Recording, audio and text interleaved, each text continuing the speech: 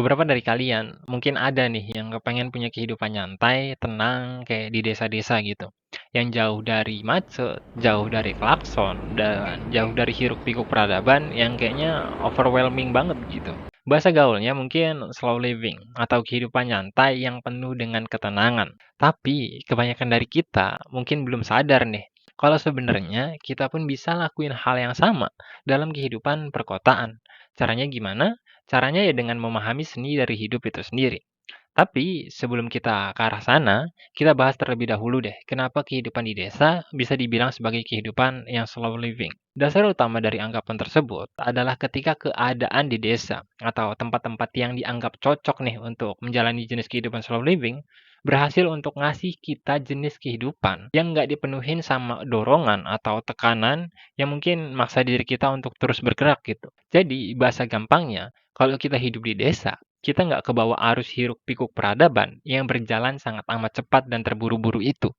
Saat seseorang menjalani kehidupan di pedesaan, maka ekspektasinya tentang hidup sangat memungkinkan untuk mengalami penurunan. Karena lingkungan kehidupan desa yang nggak memaksa diri kita untuk menggapai sesuatu atau mengharapkan sesuatu.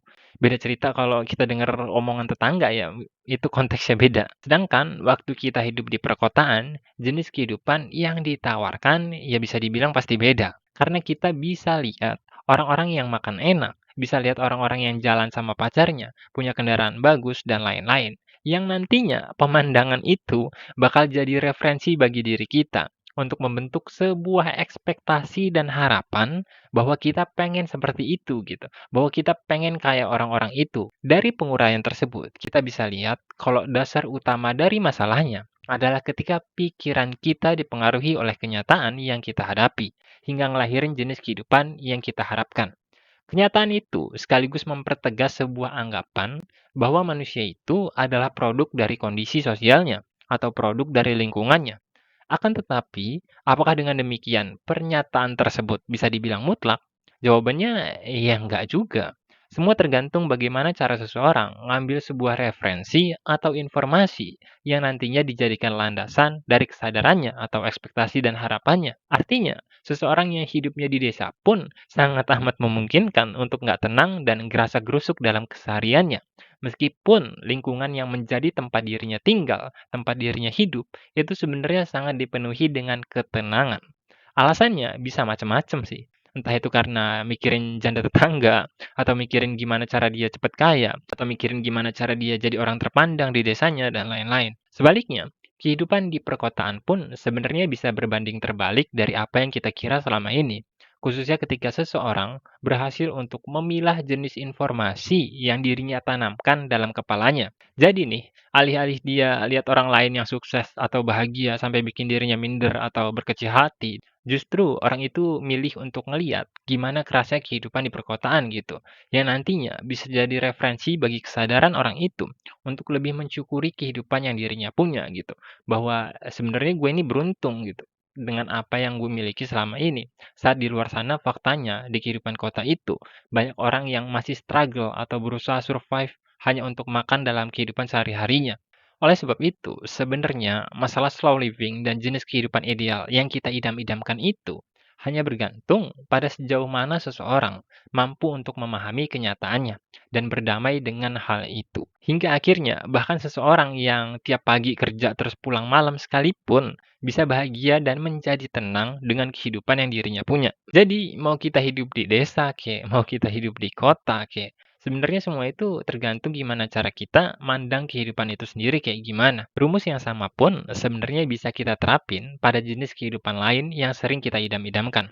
Contohnya tentang kehidupan orang kaya dan orang miskin. Kan kita sering banget tuh beranggapan kalau hidup jadi orang kaya tuh ya bisa dibilang enak banget gitu. Karena kita bisa beli apapun yang kita mau dan nggak dipusingin sama kebutuhan sehari-hari. Padahal ya belum tentu kayak gitu. Karena cara kita yang miskin memandang kenyataan, cara kita yang miskin, nggak apa-apa ya nyebut kayak gitu ya. Pastinya beda gitu sama mereka yang udah kaya gitu. Jadi bisa dibilang, mereka juga punya referensi atau alasannya tersendiri yang bikin mereka ya nggak bahagia atau ruwet sama hidupnya gitu. Terus, kalau ada yang bilang, lah bang, itu mah berarti mereka hidupnya ya dibuat rumit sendiri sama diri mereka bang gitu. Ya faktanya memang iya gitu, dan itu pun sebenarnya nggak cuman berlaku sama mereka ya, orang-orang kaya, tapi juga sama kita gitu, orang-orang ya orang-orang yang kelas menengah ke bawah lah gitu, kalau miskin kayaknya kasar bener.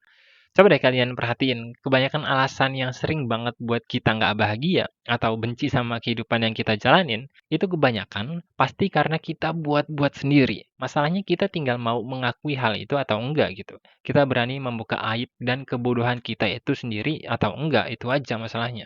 Jadi nggak peduli hidup seseorang itu seperti apa, mau di desa, kayak mau di kota, mau miskin ataupun kaya, yang menentukan kualitas dan nilai dari kehidupannya sebenarnya ya diri orang itu sendiri. Sampai sini semoga kita udah cukup paham lah ya.